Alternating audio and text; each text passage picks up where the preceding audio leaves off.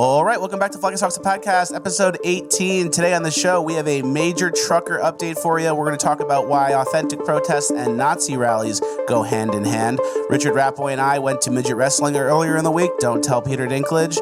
We have a very eye-opening Urban Decay section and a cringe of the week that is going to blow you away. It will give you a hint. It involves crying lawyers and a person who's very confused, but their parents are even more confused than they are. And it's also the 5th year anniversary of Fleccas Talks. So we'll celebrate that.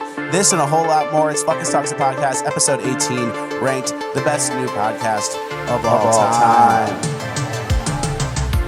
Because words are just words until action actually starts. And actions speak louder than words. But at the same time, words speak louder than actions because sometimes it's the right thing to do. Very cool.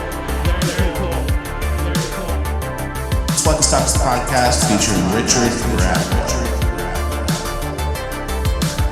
I didn't know it was the 5th anniversary. Yeah, today's the 5th anniversary of Fleccas Talks. Very cool. Fleccas Talks is good. 5-year, go Fleccas, laughing, That's funny. like college. That's like college, an extra year for special college people. Do a good job, be funny, make a video, meet President Trump. Try to make people laugh. Make people laugh and new friends. So, yeah, more importantly than that, way more importantly than the 5th year anniversary of Fleccas Talks being today, is Black History Month. It's Black History Month. Oh, yeah. So on behalf of the show, Richard Ratboy, do you want to say a few things about Black History Month? Keep making history, guys. Doesn't sound like you prepared anything. No, I'm not prepared. Keep doing it. Keep it up. Keep it up. Maybe one day I'll get my own month. Yeah, maybe one day. So keep it up. Richard Ratboy and I just got back from midget wrestling. Yeah. And that's what they call it. They call it midget wrestling, so it's not like an offensive term. It was on the sign. It was on the sign, and they have shirts. They're selling shirts. And also... it said mini dwarfinators. That's what they're called. Yeah, they're also called the dwarfinators, which isn't much better. But dwarf is the correct term for them.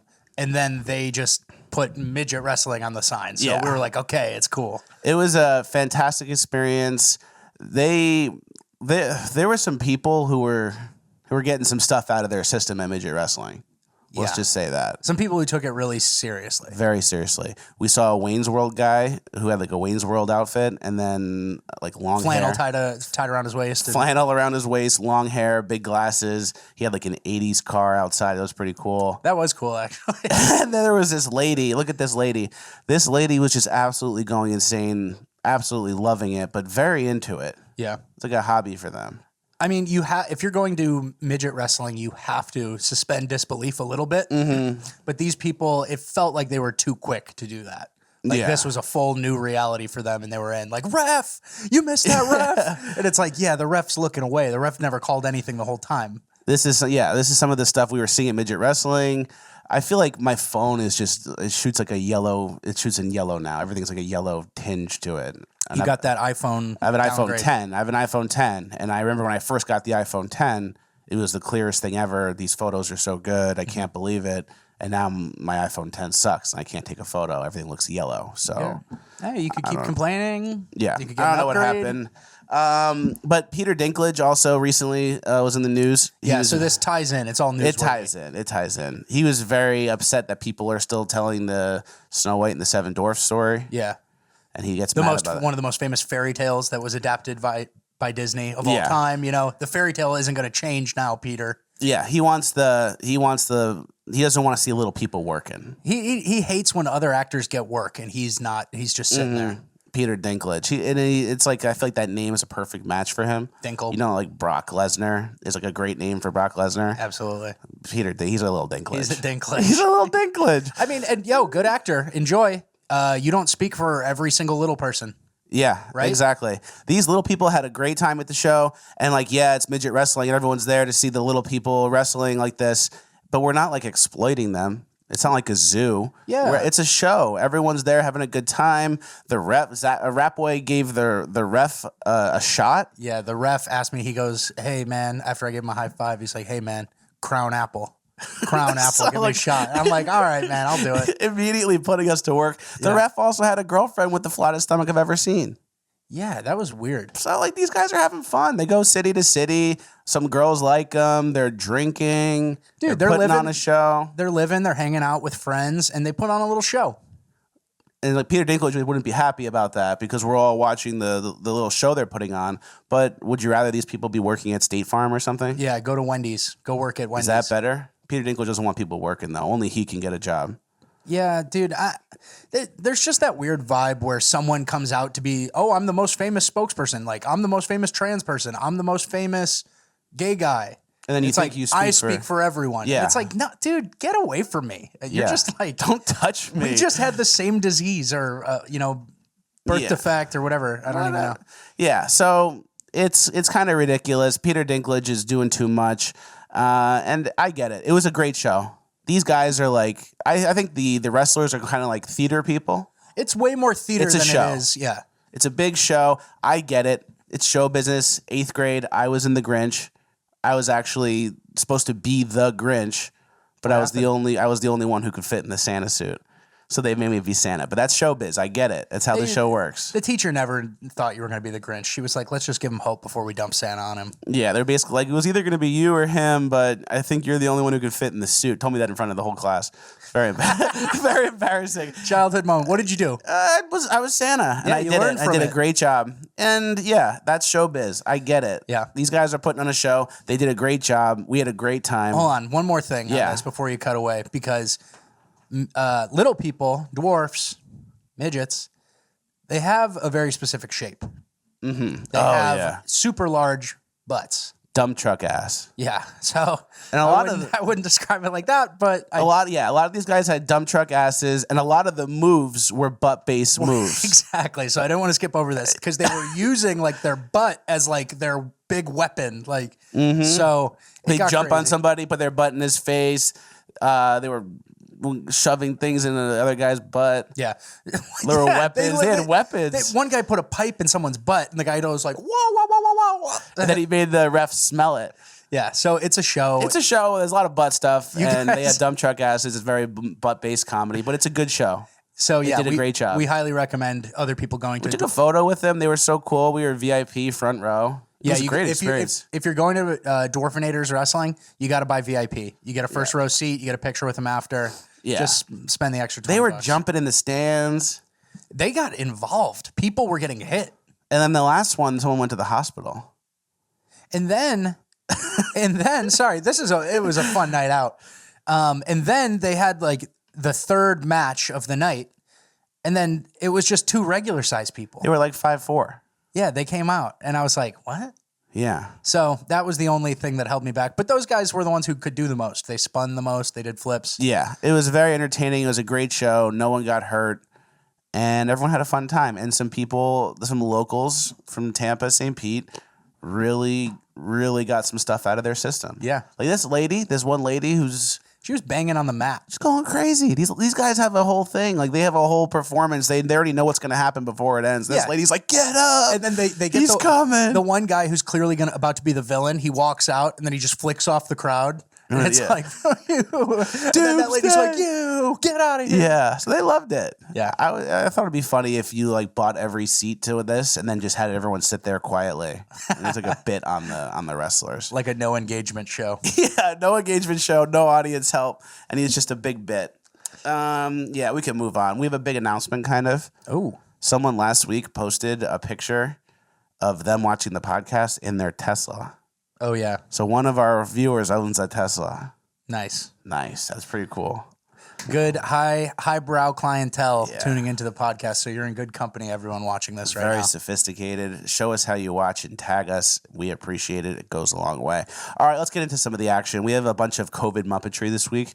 We're going to do what we usually do. We're going to bang through a bunch of stories, and we're going to get to the good stuff a little bit later. The TRUDEAU, the Urban Decay, the Cringe of the Week, all that stuff's coming.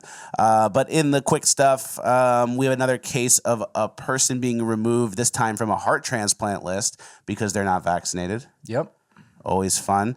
We have a lady, we have some parents in Australia who aren't able to see their kids in the hospital because the parents aren't vaccinated. That's pure punishment. That has nothing to do with safety, or it's just a negative reinforcement almost. Makes a lot of sense.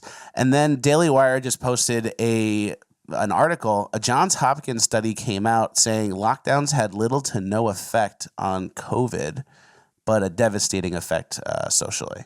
Suicides, everything up, people being locked down, depression, pills. That's weird. Overdoses, fentanyl, all the bad stuff. But they had to lock everyone down and keep the cold away. Yeah, people like us were saying that on week 3 of 2 weeks to slow the spread, and took Johns Hopkins, I guess, 80 or 20 months. Busy. They must be. Yeah. They must have been calculating the data. Oh wait, turns out none of this actually made sense. This wasn't important. We shouldn't have been doing this. How did we know right away? We did the 2 weeks to slow the spread. We kept it. Yeah, we did it. We slowed the spread. We did the 2 weeks to slow the spread. We said, all right, we'll wear the mask. We will stay inside. That we realized quickly when you realize 2 weeks to slow the spread didn't affect Walmart, Target, or anybody else who was a big box retailer, then you're like, all right, maybe we just eat this and just get on with our lives. Yeah. No, that doesn't. Just eating it and going on with your lives doesn't transfer $3.7 trillion of wealth to the wealthiest individuals in America. So obviously couldn't do that. So turns out everything they told us was a lie. I am changing my approach going forward. I'm eating lead paint. I'm looking in the microwave. Eating paint chips, baby. I'm looking in the microwave 2 inches away from my face. I bet that's probably good for me. Yeah. I'm sure. They've been lying about that too. I'm trying to think, what else do I want to do now? Diet Cokes are back on the table. yeah, Diet Cokes are, I don't know. I don't care. Everyone says how bad they are. It's like, who? The people that used to recommend smoking cigarettes? Yeah. I'm sure Diet Coke's great. Trust the experts. Look at where they led us. Yeah. So everything's back on the table. All our vices are back on the table. Yep. Leah Thomas update, our favorite transgender swimmer from University of Pennsylvania. They was an article this week where UPenn said if they don't let Leah Thomas swim, they're willing to sue. And then there was a thing that came out for college athletes that said when it comes to transgender athletes, there's going to be a new board that goes through the data and decides whether or not the person has an unfair advantage or not. Basically, the NCAA said, hey, we're leaving it up to the respective sports to develop their rules. And then USA Swimming or whoever is like, okay, we have some ideas of what we want to do. And that's what you're talking about, like testosterone levels, certain things like that. Yep, testosterone levels over time, stuff like that. They're going to compare it. And so it looks like the free run for Leah might be over and Penn might have to sue. Yeah. Because those T levels, I know where they're at. And they're up here. They're up there. So yeah, and then Leah Thomas, then UPenn released a letter that was saying how they support the team supports her and blah blah blah. The team has a diverse background. An open, anonymous, and unsigned letter. An unsigned letter. So a couple people just said, "Hey, this is how the team thinks," and then a lot of people were like, "Yeah, I don't know, maybe I'm not signing it." That don't sound right. An anonymous letter that the coach probably wrote up. Because he wants the bonus for winning the Ivy League championship. Coach loves getting bonuses and he loves winning. And he loves extending his contract. Under the guise of equality. So yeah, we'll keep you guys updated on that. That's our favorite story to follow. We've been on that story for like months now. Yeah, and we actually keep getting proven right. Like now they're actually redefining the rules. So if you make a stink, it actually helps. Exactly. Michael Phelps weighed in. Certain other celebrities weighed in. Like, this is crazy. So... So we will see what happens. We will keep you guys posted. We can move on to the Urban Decay section brought to you by FleeTheCity.com. Michael Rappaport, who we spoke about a few weeks ago, he did a video where he was recording people on the Upper West Side Rite Aid just in broad daylight, looting the place, loading up bags. He didn't do anything to stop them, and then they ran out. And then he did a Look at this. This guy's just stealing. Nobody's stopping him. Are you kidding me? Yeah. I mean, while he's never watched This Week in Culture. Yeah. Not once. Sorry it hit your bubble in Upper West Side, Michael Rappaport. I thought you elected Joe Biden. This stuff's going away. Yeah. Oh, my God. It came to 82nd Street. Yeah. Who would have guessed it? Now he's got to, move to Westchester and let the city rot for everyone else? Probably.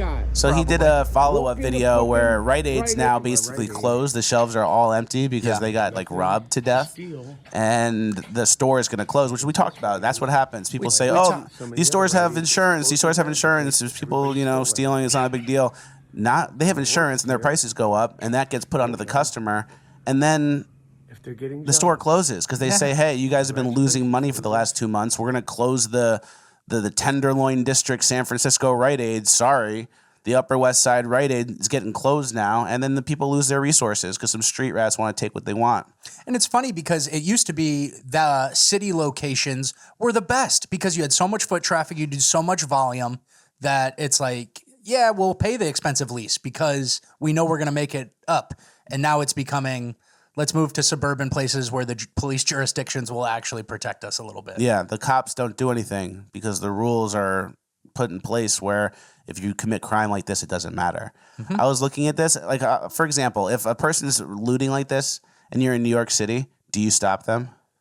I make it hard for them. I would say, what the fuck are you doing? I'd also like maybe push them, maybe block them. I'd do the... Maybe grab the stuff they're stealing. The best move you can do is the last second when they're about to go out the door, you just yank and throw it back in. And then you go like, what? I will say people... and mostly employees in the past have tried to stop shoplifters and have been like stabbed, you know? Yeah. So this is not a recommendation, but it can work. And especially if you're just like, because these people are street rats and they're working on the assumption that nobody's going to call them out or they're just going to go, ooh, ah, and then let them walk out, you know? So the easier you make it for them in general, the more often they're going to do it, like anything, you know, incentives, one way or the other. And so, I mean, I like the idea of people rattling these shoplifters and just messing with them. There should be something done. It's tricky. I feel like if you're in New York City and someone's stealing and they're running out and you clothesline them, the cops are going to come and be like, yeah, he tried to steal like $150 worth of stuff, but you broke his teeth. Yeah. You're arrested. I feel like you would get arrested. We tried searching for an example of that on Google, if that ever happened, and I couldn't find any. Yeah, it was short notice for the show, so I'm sure you guys have some examples of people trying to stop crime, and the person who tries to stop the crime gets in more trouble than the criminal. But I think it's a nice gray area. Like, what, is the street rat who shoplifts $1,000 of merchandise at a time going to go file a police report because you were too rough on him? I don't know. I think there's a gray area. But I think if you're in New York and it's Richard Ratboy or Fleccas or someone like that, I think they get you. You think so? I am very hesitant to get physical with anyone in a blue city. I'm just saying I will applaud it at any because time. the cops don't protect you. I saw there's a thing, San Francisco man responsible for half of city's anti-Asian hate crimes released. So it's like, who's protecting who? Good luck, Asians in San Francisco. Oh, stop Asian hate. It's like you kind of found the guy doing it. You just let him out. You let him out. It's like a Hannibal Lecter type guy. They wheel him out and he's just like, sees an Asian and he's just looking to get him. Like, he's looking to swing. Oh, man. We started this with Michael Rappaport. It's always fun when the urban decay finally touches someone with, my Rite Aid? No. And it's like, yeah, you live in Manhattan. It's the whole area where street rat shit goes on. And they know where the nice areas are and where they can steal from. And I hit that Rite Aid last week. I got to go down 3 streets. So I think it's funny for someone who, Michael Rappaport is obviously a big scumbag. He's like, Trump, you Trump racist. And his entire shtick is yelling into the mic and like speaking in hyperbole. And so now he's taking a stand, apparently. Yeah, Law and Order time. Law and Order time, Mike. It touched your foot, you know. So I thought we elected your guy, and the Trump stuff gonna stop. And it's like, what can we do now? Joe Biden doesn't stop anything. Yeah, so maybe don't elect these blue people to the cities. Maybe George Gascon needs to go. Yeah. So hey, live with it, Michael. Enjoy, because I personally like it. Yeah, I don't mind. I think it's and then we'll get to that. Like I don't like it, but I like people suffering the consequences of the shitty voting they've done for years and years. Yeah, and that's why you need to get out of the cities. It's not everyone's fight to stay and defend the cities. If you're called to stay and fight for New York or San Francisco or LA, that's great. More power to you. For everyone else, there's an option, and that's actually why our friends started that company, FleeTheCity.com. Yep. It's a real estate concierge service where it's basically you go onto the website, you tell them what city you're from or city you're leaving, San Francisco, LA, New York, and you say where you want to go. And what do you want? You want to get a ranch in Montana, Idaho, you need a bunker? Arizona. You need a bunker. You want some solar panels. You want high-speed internet and a garden and a bunch of acres of land, multiple houses. Whatever you want, they can hook it up. It's a fantastic website, FleeTheCity.com. they're friends of the show. Tell them Fleccas sent you. Go check it out. If you need to get out of your Democrat-run city that is going to the ground, and it's a place where police aren't protecting you and the community is getting destroyed, it's kind of time to maybe start fresh. A lot of people work from home these days. There's no reason to be in these cities unless you really have to be. So if you're trying to get out, fleethecity.com, fill out the info, and they can get you relocated to a ranch somewhere very nice. Mostly Idaho, Montana, Arizona, but basically anywhere you want to go. And you just pick out what you want. You tell them all the things you want. They hook it up. They handle so much of the process. And it's been very successful because so many people are feeling that same urge. They feel not safe. And it's like, what are you going to do? Raise a family in San Francisco? Or do you want to go raise a family on 100 acres with like 3 close friends and start a little compound? Hey, little compound sounds nice. Little compound sounds real nice. And so the police aren't doing anything. And now companies like Target actually have like their own forensic office. You were telling me about this. Yeah. So, I mean, we've seen it before where these companies have written open letters to Joe Biden being like, please help us. Because they're targeted by like organized criminals who buy or who will steal a computer, say, for example. And so not only does Target or Walmart or whoever lose that laptop or whatever they stole, but now they lost the money, they lost the potential profit, and now they're competing against the person who stole it, selling it online for a cheaper price. So it's like a two-pronged thing where it's like, yeah, if I buy one computer a year, oh, dude, this eBay one is cheap. Like, it's a no-brainer. It's arbitrage. Exactly. And so, but some people, Target specifically is the one we were talking about, they don't take this lying down exactly. So Target basically they're headquartered in Minneapolis, right? And they have maybe the best loss prevention game of any big retailer. And they literally have forensic services laboratories. And so these forensic labs are certified to do everything like fingerprints, video analysis, blah, blah, blah. Mostly the stuff that they need at Target. And then sometimes police departments will like send video or send fingerprints or something to get analyzed by Target, which is just hilarious. Like, yeah, Target's the police now because the police don't do anything, and Target is losing so much money that they need to create their own little police force. And they actually get people. There's people that are like known thieves from Target, and they'll build a case, like a dossier on them. So they'll steal like $500 of stuff, $200, $600, and they'll just slowly tack it up until it's over a certain threshold. I think it was $3,000 for the example we saw. Yeah, it depends on the state. And then it's like, all right, cool, over $3,000. Now we got you. Next time you come in, you're arrested. Yeah. Here's your files. We've been spying on you. Here's you stealing every single time. 12 pictures of you dated this. Like they have people in a back room specifically doing this. And so here, let me just read a quote. It says, headquarters tracks the people who are impacting the stores the most. This former Minnesota Target employee told Business Insider in an email interview. Sometimes we are told only to collect information but do not apprehend. This is because a Target investigator is working with law enforcement to press charges and get those people arrested for a long time. Yeah, So it's like if someone steals, the cops won't arrest them. So you have to keep collecting the data, keep collecting the evidence, so then when they steal and it's like an actual theft, like thousands of dollars, Grand theft larceny is what they're looking for. They're looking for that threshold. So it's like, all right, if the cops aren't going to do it, we'll do it ourselves, and we're going to keep the files. So when this person commits grand theft larceny, they go down. Well, you get $50 and it's like you basically waste your time, the police's time, and then the shoplifter will be back shoplifting. You hit him with that $3,000 larceny. It says they will continue letting you steal, all while they're documenting the value amount of every single item that you're stealing, said Arenello in the video. They will wait until it reaches or exceeds the amount that it takes to make it a grand theft larceny, which is an actual felony. Just walk into Target, grab a Snickers and like a Diet Coke, be like, just this, $3. You stay under $3,000, you're good. Building your tab. Hold on, and then I had one more. Yeah, but that's basically the gist of it. And then there was a girl who went viral on TikTok saying stealing from Target for years and thinking nothing of it, and then them compiling a whole case against me over the years and letting me steal over $3,000 so they can actually send me to jail. So I love that. Yeah. Hey, I'm surprised. Shout out to Target. I'm surprised Walmart. Hey, Law and Order, Target. Thank you. I'm surprised, except that you also donated to BLM and were a huge pussy when it counted. Yeah, and you didn't take a stand for that. And now these are the same people that are robbing from you. Yep. So you're almost there. Yeah. I would love to see Walmart do a similar thing because and then like a police thing, and then maybe you can get like a little jail in the Walmart, so you get arrested in the store, and then you have your own little Walmart jurisdiction, and you're kept like serving.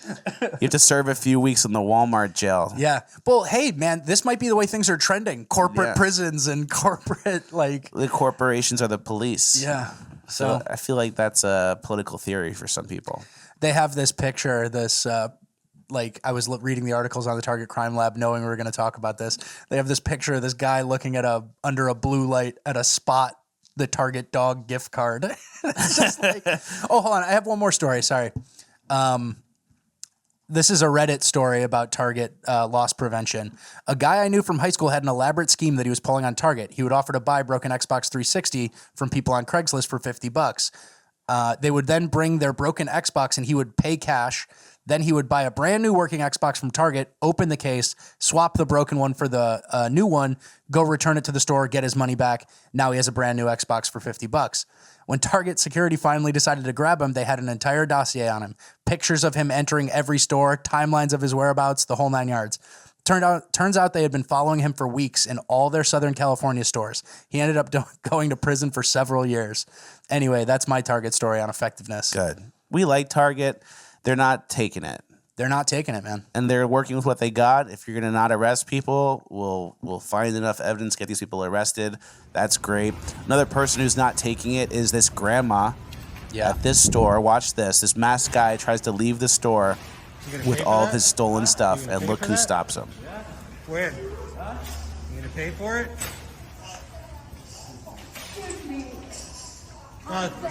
Take the mask off.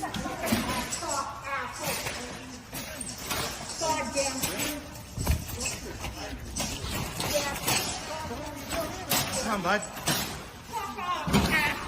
Come on. Get out. Come on. Get out. Take your shit and go. Jacking up the prices for everybody else. Based.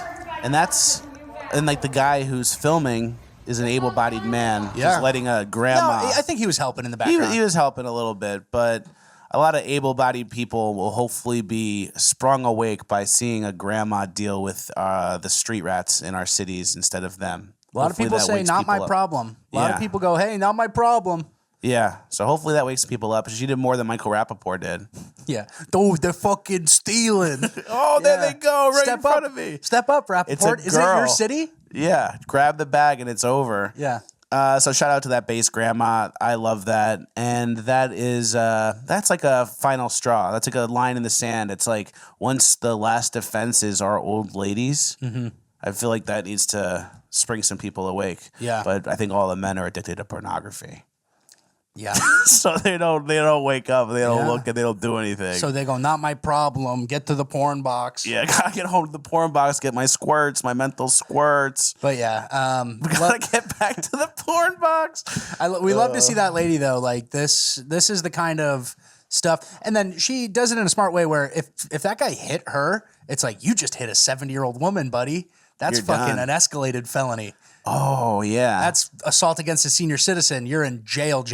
And then that could be the only way to get these people arrested is you have the people who work at the door. Bait granny. And she's the stopper. Imagine she works for that company and We she goes, pat hey, her up. stop We pat it. her up. Yeah, we pat her up. So- or we put her in an old outfit. It's a young person in an old person outfit. Johnny Knoxville style. Knoxville type shit, yeah. So you have an old person there, or a real old person. Yeah. You have an old person there. Let me see your receipt. Oh, you don't have one? Give me that back. And then you push the old lady. Bam. Bait granny. You're Boom. going to jail for assaulting an old lady. 5 to 10 years, and if there's another pandemic, they'll let you out right away. But And you can go do whatever you want again. yep. Yeah. Yeah. So So commit some more anti-Asian hate crimes, and you'll be out on the street in no time. In no time. If you guys are living in a city that you don't feel safe in, where the police aren't upholding the law and protecting you, where the elected officials aren't either, and you feel like it's kind of getting chaotic and getting worse and worse, it may be time to fleethecity.com. Yep. Go to the website, put your info in, check out some of the available listed properties. There's cool ranches and stuff. You can move anywhere in the country and they'll take care of a lot of it for you. So go check that out. It is the answer. I think a lot of people are going to be heading out of these blue cities and living kind of how we used to. Live on the land, have some land, take a walk, breathe some fresh air, get some sun. Garden. Get a little garden. Learn how to garden. All right, moving on. We have a very big Justin Trudeau update. As you guys know, it's been over a week now with the truckers shutting down Ottawa. It's going great. Yep. A lot of honking. People are getting upset.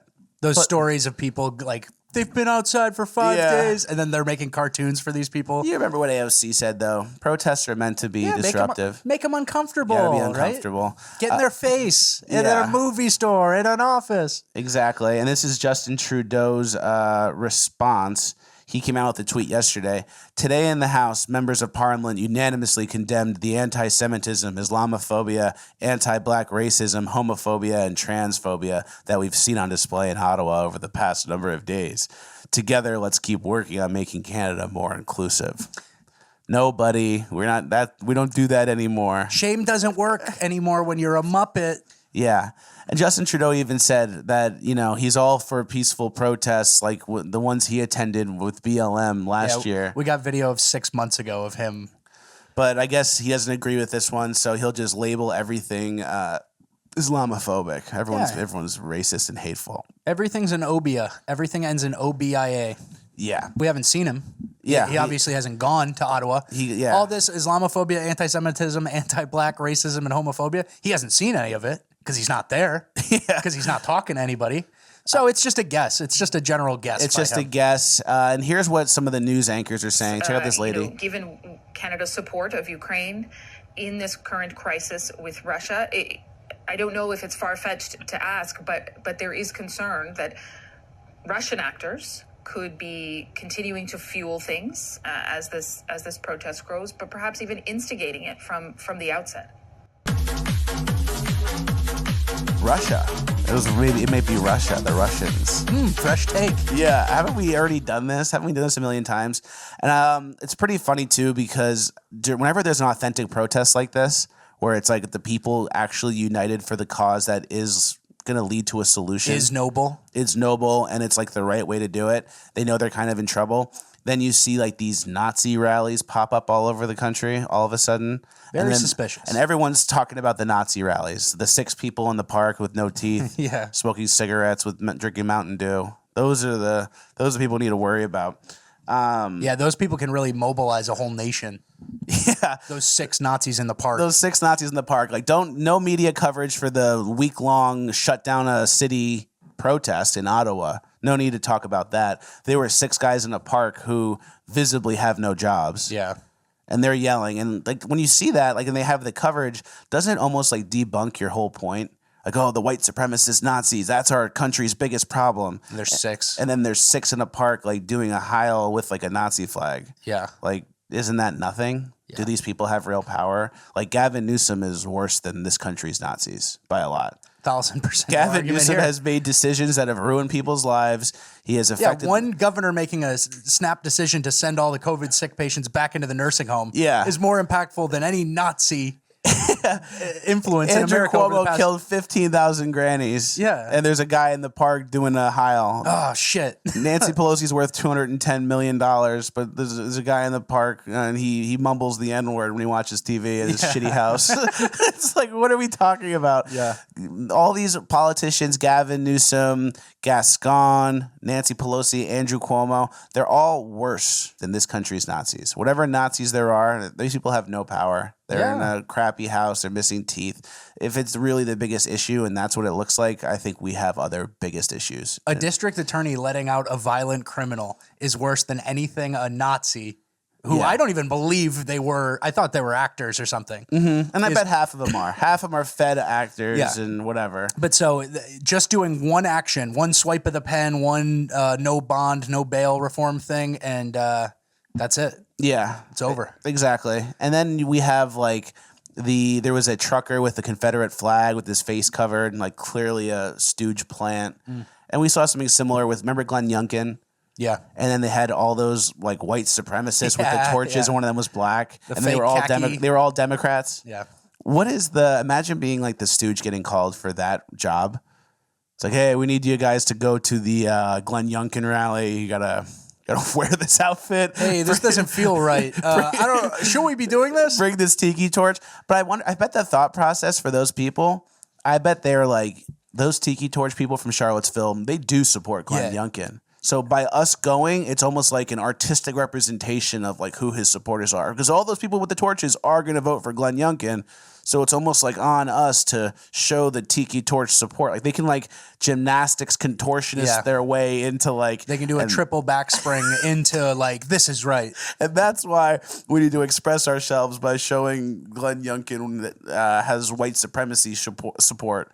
Not even just the white supremacy outfit support. Yeah. Just the outfits of those former people. Because all this stuff was all feds the whole time. Charlottesville, the same thing. It's all fed operation. I'm convinced feds are very busy just blending in. Yeah. Guy doing the Heil with his hand up in the park. Before we move on from the COVID or trucker mandate freedom convoy, I saw one guy, like a beta male type, who had been really mad at the honking horns, and he came out and he's like, "What are you even fighting for?" And it's like very specific things, like literally just the vaccine mandate, and that's it. So yeah, we're sticking around, and obviously the good bit was, oh yeah, the truckers are just here for 2 weeks.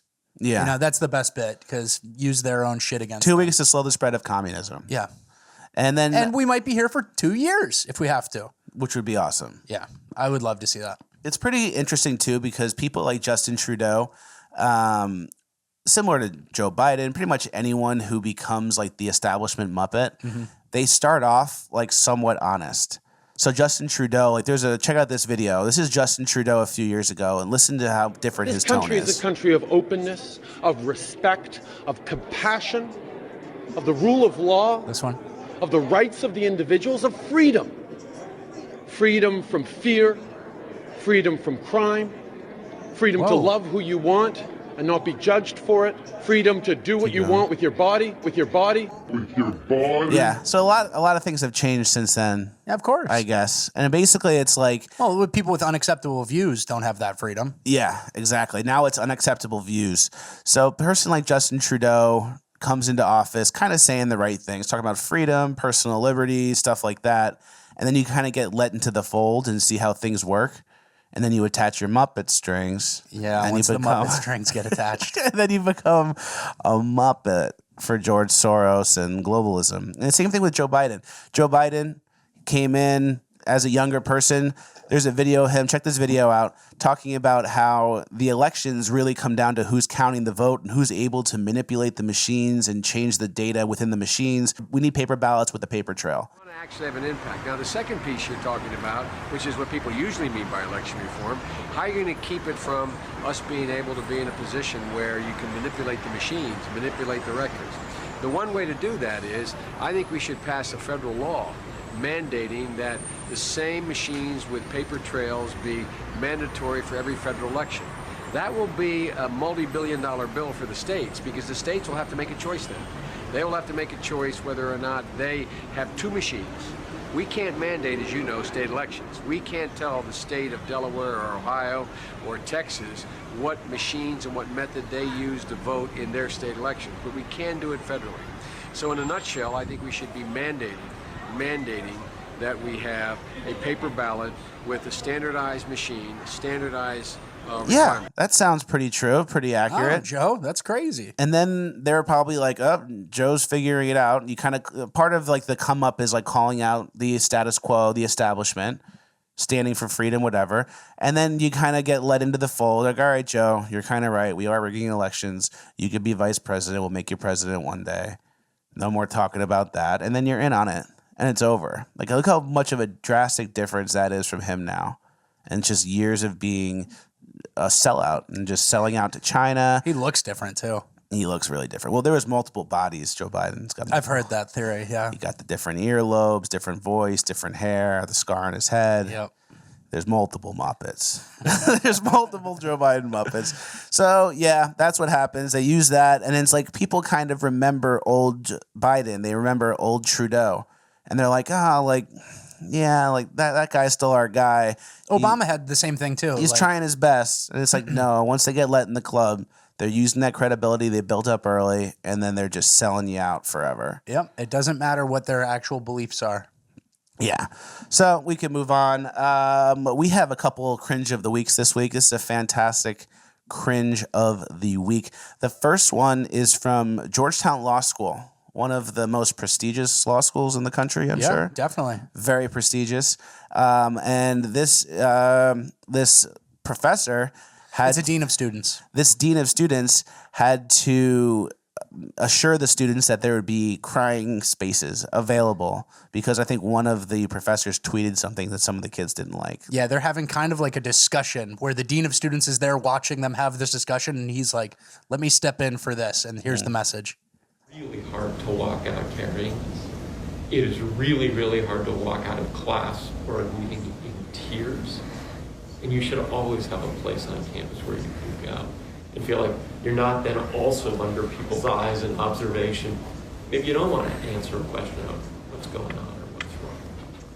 And if you're finding that you're not getting the person you want to talk to or not getting a space that you need, reach out to me anytime. And we will find you space and we will find you the right space. You gotta have a space where you can cry now.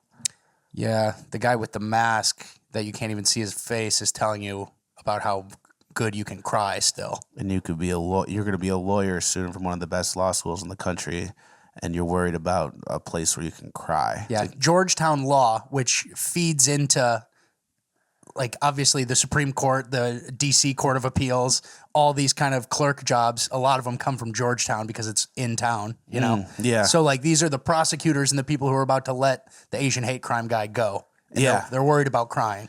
It's like you're crying in class. Did your parents die? And you just found out in class, and now you're here to cry? And that would be... The only times I get... You're crying over made-up shit. Yeah, the only times it's really okay to cry are the end of Rudy... Not even then for me. That's below my line. And then Alan Jackson, remember when? World War II shit. World War II shit. Where a guy is telling you how he had to leave his brothers behind or he had to step up, and it should have been me taking that bullet. Remember in Rudy at the end when he goes in and makes the play? Yeah, I don't cry for that shit. They didn't even block him. I know.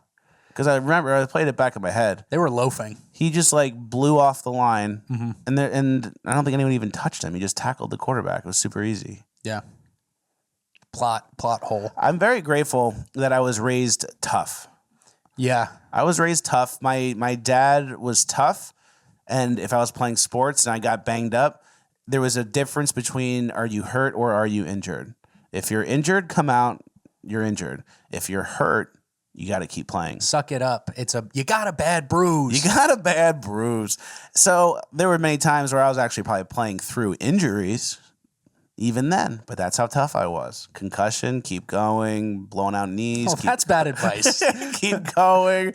Oh, man, maybe that's the downside of it. That's why the brain doesn't go good anymore. So, all right. And you're getting too off base right now. We're supposed to talk about Georgetown. You're talking about getting your head blown out.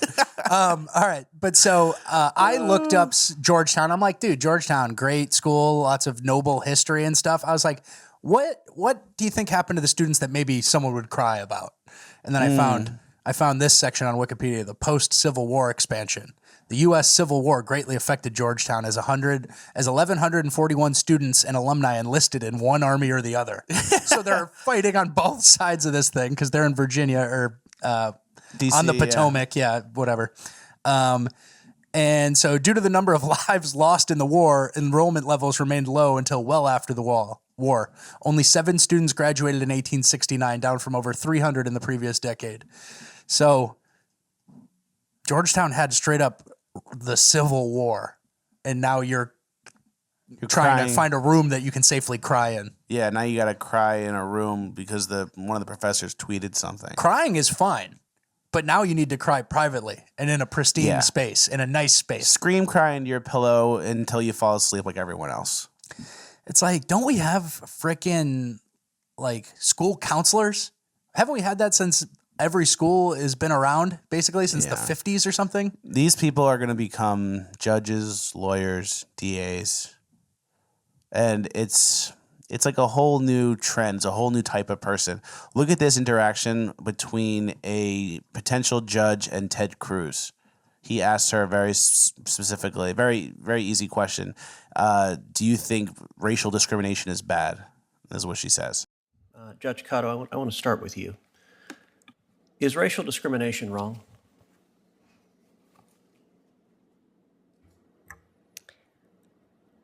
Senator, our Constitution prohibits race discrimination on the basis of race. Okay, let me ask again, is racial discrimination wrong? Senator, as a judge, I don't deal with issues of morality or whether something... So you have no views on whether it's right or wrong? Senator, because that is an issue that is frequently litigated before the courts, pursuant to Canon 3 of the Code of Conduct. Okay, so why does the Constitution prohibit racial discrimination? Senator, I think it's part of our Constitution and this nation's history of aiming for equal justice and treating people, regardless of any protected class status, equally and fairly. So discriminating based on race violates, I think you just said, our Constitution's history of aiming for justice. Is that a fair characterization? Senator, our case law, if you're talking about race discrimination under the law, yes, pursuant to Supreme Court precedent, race discrimination under the law is prohibited. So you and I You can't answer the question. Yeah. I feel like no one answers the question anymore. You ask a question in all these hearings, and it is no one answers the question. Senator. Yeah. Senator. Like, that's going to help you just not answer the question. And then you give something according to blah, blah, blah. Just say yes. No one can answer the question. You can't pin anyone down on yes or no anymore. Is peanut butter and jelly good? Senator, the case might come up on peanut butter versus jelly. Many different sandwiches, and historically we've tended to... It's good. It's a PB&J. It's fucking good, lady. It's good. Like, we can't just answer questions anymore. It's interesting, too, because these schools are getting now so out of whack that I kind of wish some of these things were implemented when I was in college. I graduated college in 2012 with Richard Ratboy. Yeah. Back then, they used to always be like, yo, you need to talk more. You don't say anything in class. Sit in the front row. Sit in the front row. They'd call on me and like make me say stuff, and I didn't know anything because I didn't do the homework or do the reading or buy the books.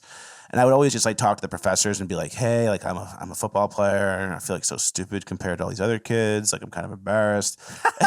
And they would like... That's you humiliated yourself. Yeah, I humiliated myself. But then the lady was like, she'd always be like, you're trying your best. And I'd be like, yeah.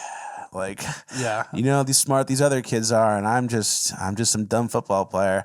So every teacher like felt bad for me, and there was times too where it's like there was one time I was taking a test and I had no idea what was on it. Like I was going through it and I just couldn't answer the questions. Mm-hmm. I just brought my test to the front and told the teacher, and I was just like, hey, like, can I take this tomorrow? I have some stuff going on, and she's like, yeah.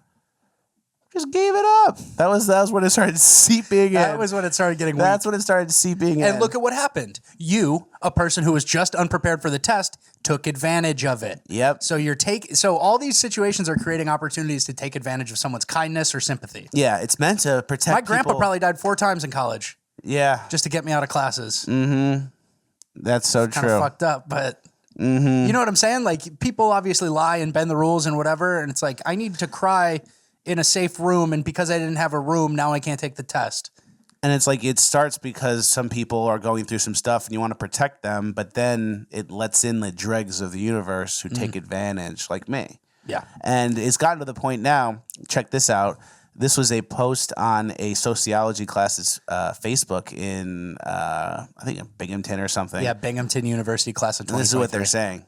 So it says, this was sent to students in a sociology class. We practice progressive stacking when calling on people to participate in class discussion. This means that we try to give priority to non-white folks.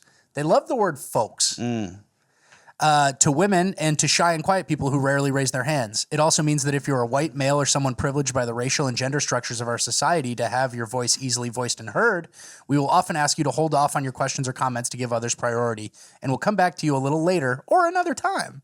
Our experience with this practice is that within little time, those who feel most privileged to speak begin to take the initiative to hold space for others who feel less comfortable speaking first. Hold space. Here, have it. You can hold the bag of getting called on and not knowing what you're talking about. I wish I had that in college. I used to call one of my classes Hiding 46 where it was basically like I was in the class too. You were in it. It was like a comparative literature class. You compare like 2 books. I didn't read either book. And then the professor would be like, who can tell me from last night? And then as soon as I hear like a question get stated, like, who can tell me? I'd start looking down with a very busy face and start writing down like, who can tell me? Yeah. And then like I'd like be really with a busy face, like really trying. And then he wouldn't call on me because when you ask a question, you look up, you kind of need eye contact to call on someone. Yep. It's like, who can tell me? It's like, whoever's going to be the sucker who's like eye to eye with the professor, you, Michael, like now you're screwed. Yeah. I'm too busy. I'm writing down the thing. And if you look through my notebooks, it's just like half questions. Nothing's written down. Like you go through it, it's like, this guy doesn't know anything. I remember we had a project in that class and I was the only one who read, and we had to present to class, and I was the only one who read the source material that we had to. So we faked it the whole time, and he showed up in like a shirt and tie. And I was like, in a sweatshirt, like, football clothes type thing. And he showed up looking nice, but not having read the thing. I didn't do any of the reading. And I remember you said something like, come on, guys, who's going to participate? Like something like that. Yeah, I remember exactly. So I didn't do any of the reading. I know what we were talking about. We were presenting in front of the whole class. Richard Ratboy, I knew, kind of did the work. I wore a suit. Yeah. So the guy was wearing like a jacket tie, like looking nice. Yeah. So the guy's like, oh, this guy's taking it seriously. I didn't do any of the work. I had no idea what it was about. And I remember I was like, all right, guys, for today's presentation, I thought it'd be good to do more of a discussion. Where I completely like changed the assignment, and I was like asking the class questions like, who can tell me the difference between blah blah blah and blah blah blah? Who can tell me about the evolution of the main character? Yeah. Like very vague questions, like Spark Notes shit that he read. And then there was one part where like no one answered. I was like, who can tell me about how this character developed between into Act 3? And then no one answered. The class was quiet, and it was almost like back on me to answer. Yeah. And I was like, come on, guys. It's going to be a lot easier if everyone starts participating. Complete psycho. Yeah, you're Dexter denying the murders. Like, come on, guys. Come on, guys. We're serious here? Are you guys, come on. It'll go a lot smoother if we all just start, participating. I also remember, not to be too long on this, but I don't think this was you, but it was somebody else in the class who actually failed the class. We all got away with it. Yeah, we all got away with it. It was another friend of ours. I think I got like an A- or a B+. I got like a B something. And we had a friend in the class who failed, and he was walking. Basically, the jig was up, and the professor was like going one by one, seeing who had done. And he had a moment where he realized, wait a sec, none of these kids know anything. None of these people read the homework, and it was like a reading thing that we had to download. It was like a long PDF that we had to download off, whatever university web thing. And one of the kids who we know, his excuse was, oh yeah, I couldn't get the video to work. And it was like a written thing. It was not even a video. It was a written PDF thing you read, and he goes, oh, I couldn't get the video to load. And the professor said it was a written assignment. And then the professor asked me, Austin, are you prepared? And I just said, I had a similar issue. I had a similar issue. I couldn't get the fake video to load either. That poor teacher had no idea what was happening to him. And I learned so much. It's like, I probably could have done the reading for like 45 minutes, kind of gotten the gist of it, and then did it. 100%. And instead of doing that, I wore a suit and just like, I was in the belly of the beast. Yeah. That's like you were in the whale. You were flicked the lighter on, and you're like, "Oh God." That's like real madman shit. Yeah. Whereas like instead of just preparing and doing like an okay job, I do no preparation, come over the top, act like I'm the most prepared. Yep. And then it's like I get off on that. I get squirts from that. Yeah. Because then after I walk out, and it's like, woo, baby, we did it. No one knew. No one knew. It's like a heist. It's like you taking your mask off right after the heist, getting in the car, like, woo, yeah, $40 million, boys. We did it, like exactly. And I don't know that I think character development wise for me, that went a longer way than reading some Huckleberry Finn or Peter Pan or whatever. Yeah. Yeah, so moving on, Cringe Delete Part 2. Before we get there, a quick little ad spot, not the main ad spot. ShopFleccas.com, best merch in the game. We have our Crenshaw Sucks t-shirts on today. They came out fantastic. Get yours while you still can. We got Trader Joe's, the Clintons, Crenshaw Sucks, Become Unpinnable, Kid Thrasher, all the good stuff. ShopFleccas.com, use code Jerry, 15% off. Get yours while you still can. Support the show, it goes a long way. It looks so good. We appreciate it. All right, Cringe Delete Part 2. let's just play it.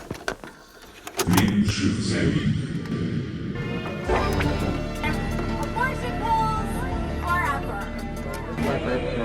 Got my rainbow faucet.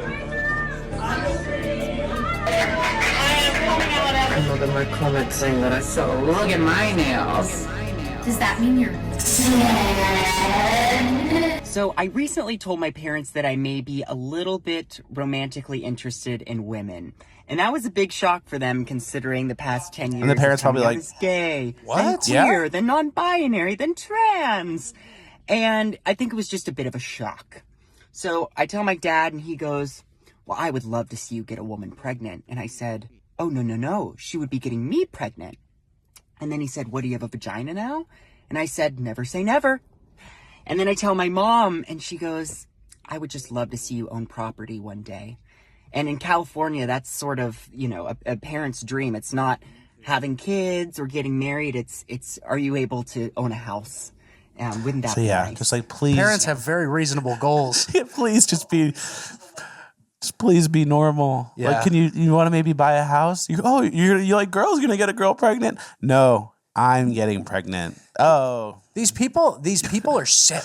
They want to just troll their boomer-ish, not boomer, but basically, 55. Well, this guy's probably 30. He's got a 55 to 60-year-old nice parents who they thought they were doing the American dream by having a kid. It comes out as this, and he just trolls you about having a vagina and never say never. Maybe someone can impregnate me. I was going to use cruder words, but man. It's like the dad's like, oh, you think about you liking girls? You're going to have a kid? It's like, no, Dad, I'm going to try and get pregnant. It's like, yeah.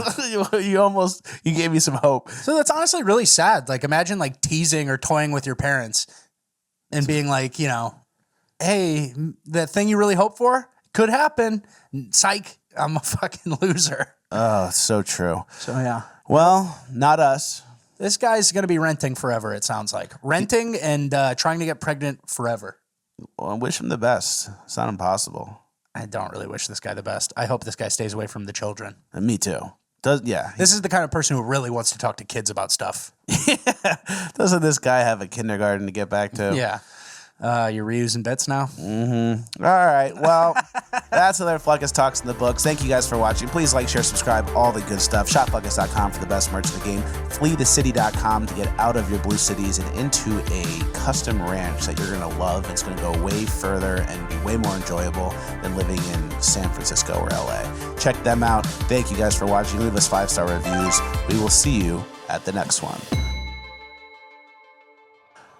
Oh, wait. You're still here. Our favorite people.